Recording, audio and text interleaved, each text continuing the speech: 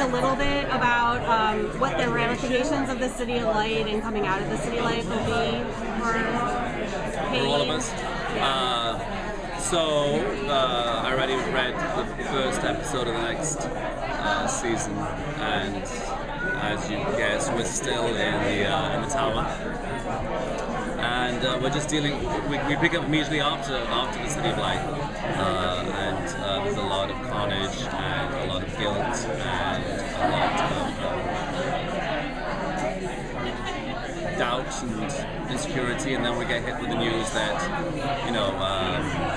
Natalie told us that the radiation is going to hit us in 6 months. So we're just dealing with all of that immediately. Will there be psychological ramifications though from being in the City of Light for fans? I'm sure there's going to be a lot. Our show is so action-packed. I don't know.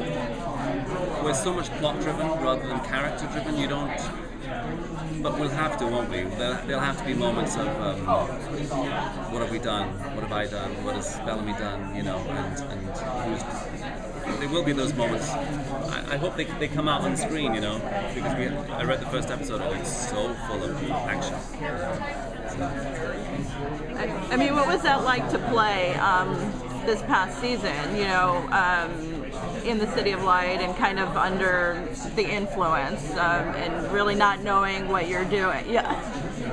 Was that challenge? How challenging was that? To be honest, it's kind of when you just go. I mean, we all played it differently. I sort of said, well, this is what I'm going to do. But then I watched the other actors and thought, oh, you're doing it differently. I felt there was no sort of set way of doing it. I mean, am I completely zombie? Am I brain control? Or some people had a lot more freedom of movement. But it was just personal. How was it to play? It was, it's fine. Being ambassador to the Grounders and now everything that happened with Allie, how is his role going to change moving forward? I think Kane has always been, since he arrived on the Earth,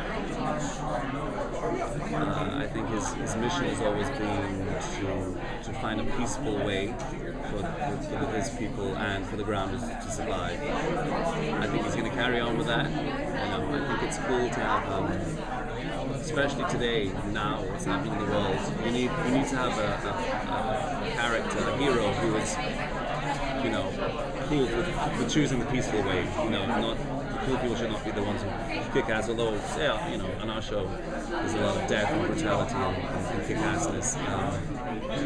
But Kane's going to carry on with that path, I think. So he is going to be like an ambassador to whoever's in. Or is he in charge? I don't know. We'll see. What about his relationship with Who? Abby? What would you like to see between Kane and Abby? I don't know. It's going to be kind of interesting. Now that they've sort of expressed their love, whatever you want to call it, for each other, or their desire for each other, I suppose. It'll be interesting to see it. We have this time. The human race could potentially end in 6 months. What are those two going to do? Are they going to plant vegetables or watch sunsets? That could be a choice. Or are they going to try and stop this from happening? I'm guessing the latter. I don't know. We'll have to see where that goes. With no commander now in Polis, can you talk about the political that's going on? Yeah. So of course there's a vacuum that needs to be filled, and somebody will try and fill that, and that's pretty much where season 1. What I was talking about, so action-packed, where that vacuum is almost immediately filled. Will the Grounders and the Arkers, will they be contentious, or? As always. All right, guys, I got to steal them away. Thank you. All right.